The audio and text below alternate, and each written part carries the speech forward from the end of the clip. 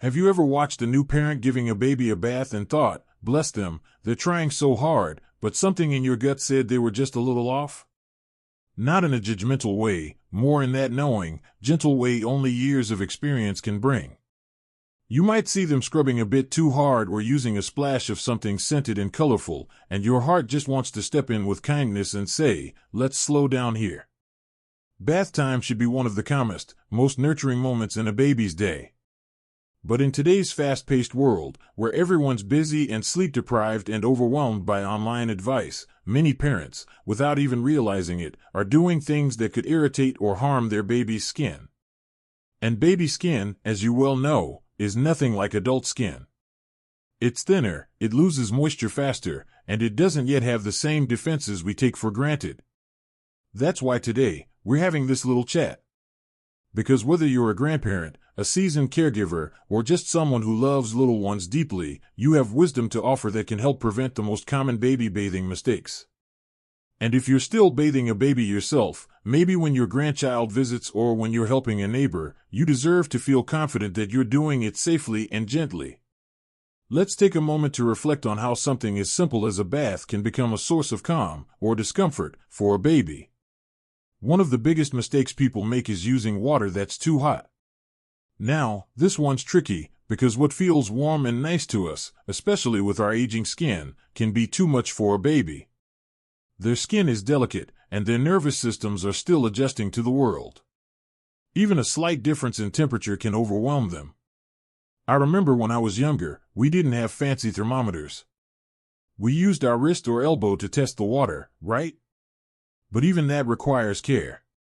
Today's baby bath guidelines recommend water that's around 37 degrees Celsius or 98.6 degrees Fahrenheit, about body temperature. That means it should feel just barely warm, not hot, and never cold. If you place your wrist in and feel a noticeable warmth, it's probably already too much. And that warmth can dry out or irritate baby skin, even after a short soak. A young dad once told me, I thought the warmer the water, the more relaxing the bath. And I gently said, for you, maybe. But for your baby, think gentler. That's a word we come back to again and again with babies, gentle.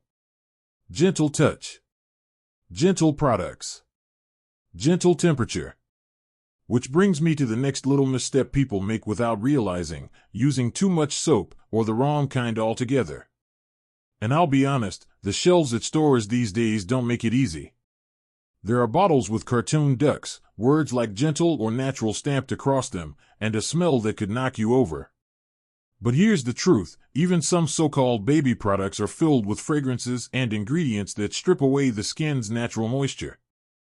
Babies don't need soap every time you bathe them. And when you do use it, less is more. A small drop, diluted in water, and only where it's needed, like under the neck, behind the ears, in the diaper area. You're not trying to scrub them clean like a dinner plate. You're just helping them stay fresh and comfortable. Their skin still has protective oils that help them fight off irritation, and too much soap, even the gentle kind, can remove that barrier. I once knew a grandmother who made her own unscented baby wash using just a tiny bit of mild Castile soap and warm water. Her grandchildren never had dry skin, never got rashes. She said, I keep it simple and plain. And honestly, in this age of overcomplication, that kind of simplicity is a gift. What also tends to get overlooked is how often babies are bathed. You'd be surprised, many parents think it has to be daily, sometimes even twice a day if the baby spits up a lot. But the truth is, newborns don't need daily baths. In fact, too many baths can actually do more harm than good. Every time we bathe them, we're potentially washing away those natural oils that keep their skin soft and protected.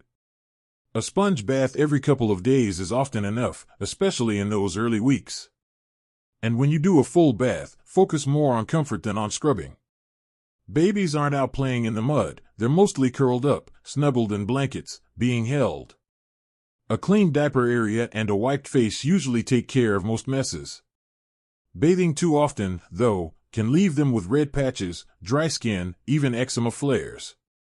And nothing breaks a parent's heart like watching their baby squirm from itching or discomfort that could have been prevented. So when you see someone trying to be diligent, trying to keep the baby clean, but maybe going overboard, gently remind them, baby skin is different. It's not about cleaning dirt, it's about protecting tenderness. There's something truly beautiful in how much babies depend on us to protect them. They trust us completely. And that trust shows up most in the quiet, caring routines, like bathing. When we approach it slowly, with warmth and awareness, we're not just keeping them clean. We're teaching them what love feels like through our hands. Now that we've walked through some of the ways bath water temperature, soaps, and even bath frequency can affect baby skin, let's move a little deeper. Because even the tools we use, washcloths, towels, bath seats, can play a big role in either soothing or irritating delicate skin. Now, when we think of bathing a baby, most people imagine those soft washcloths and tiny towels fresh out of the dryer. But what we often forget is that not all fabrics are created equal, especially when it comes to that new, vulnerable baby skin.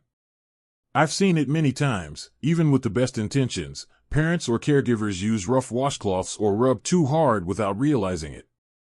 And you can almost see the baby flinch a little, or their skin turn red afterward, not because they're sick, but simply because their skin was scrubbed more than it needed.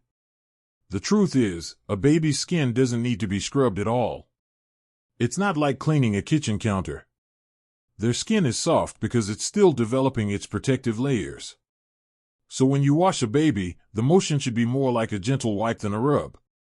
And if you're using a cloth, make sure it's soft, really soft. Not the kind that feels rough or textured when it's dry.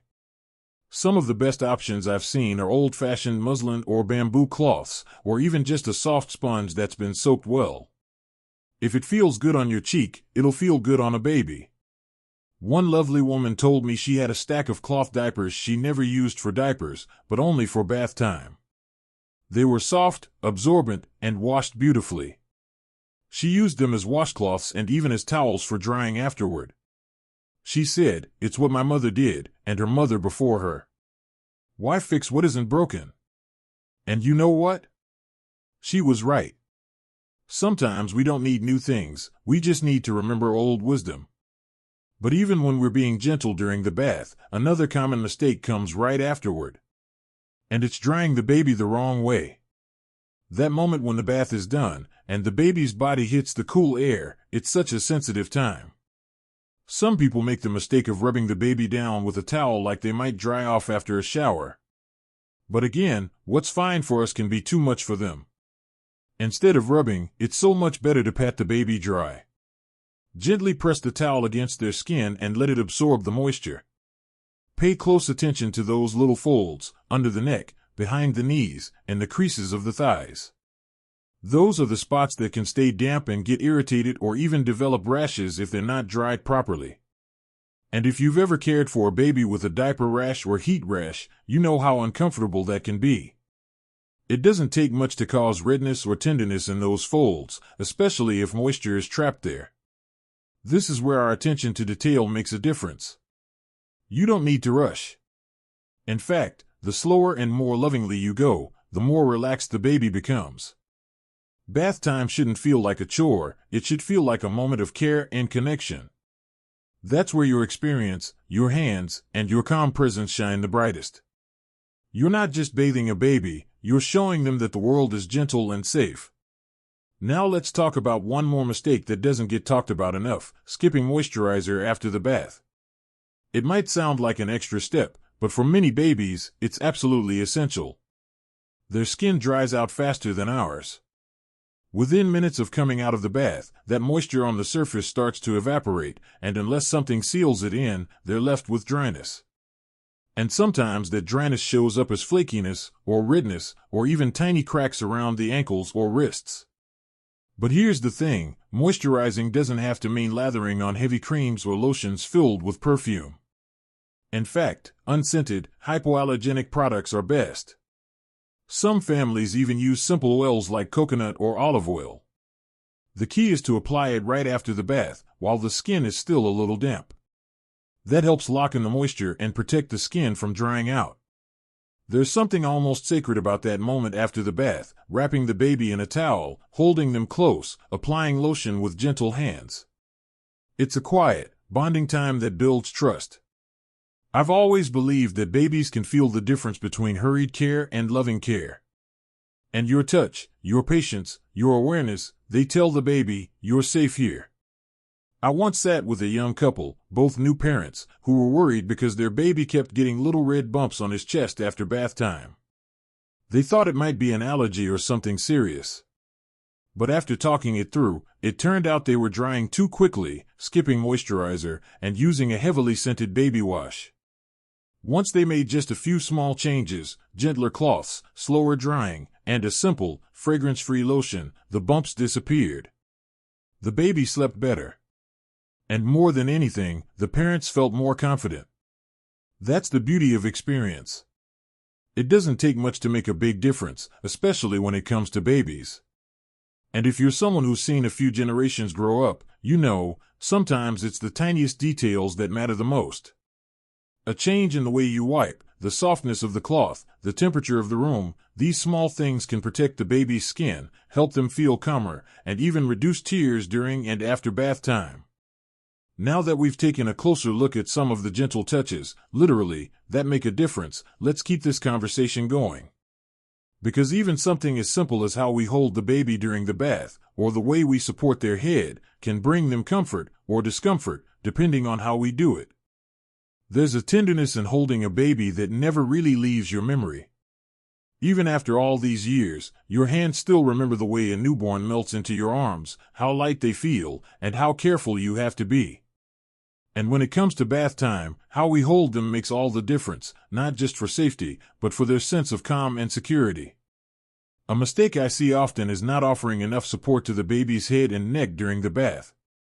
Especially for newborns, who don't yet have strong neck muscles, the way we hold them needs to feel as stable and reassuring as a cradle. And I understand, parents these days have a million things on their mind. One hand is reaching for the towel, the other is trying to rinse shampoo, and before you know it, the baby's slipping just a bit, their head not quite supported, and suddenly they're crying, not from pain, but from that rush of discomfort and fear. What I always suggest, especially for new parents or caregivers, is to slow down. There's no race. Place one arm firmly under the baby's back and neck, letting the head rest in the crook of your elbow. With your other hand free, you can gently pour water or wash as needed. The key is to keep them feeling safe. Babies can sense when we're unsure or rushing, and they respond with fussiness, stiffness, or tears. But when we're calm and secure in our movements, they relax, and bath time becomes something peaceful. I remember helping a young grandmother who hadn't bathed a baby in years. She was nervous, but I said, just imagine you're holding a delicate little flower. That gentleness is all they need. And once she did it a couple of times, her confidence came back like it had never left. She said it felt like riding a bike, her hands remembered what her mind had forgotten. Another area where small changes go a long way is the bath environment itself. Sometimes we focus so much on the baby's body that we forget about the room they're in. And I get it, most bathrooms aren't cozy places. But temperature and atmosphere matter. One of the more common mistakes is bathing babies in rooms that are too cool. The water might be warm enough, but if the air is chilly, the moment the baby is out, their body reacts. They start to shiver, their skin tenses, and it becomes harder to keep them calm and relaxed. A good tip is to run the bath in advance and warm up the room beforehand, close windows, shut the door, maybe let a bit of warm water steam up the space. Have the towel ready, close to your reach, so the baby isn't exposed for long.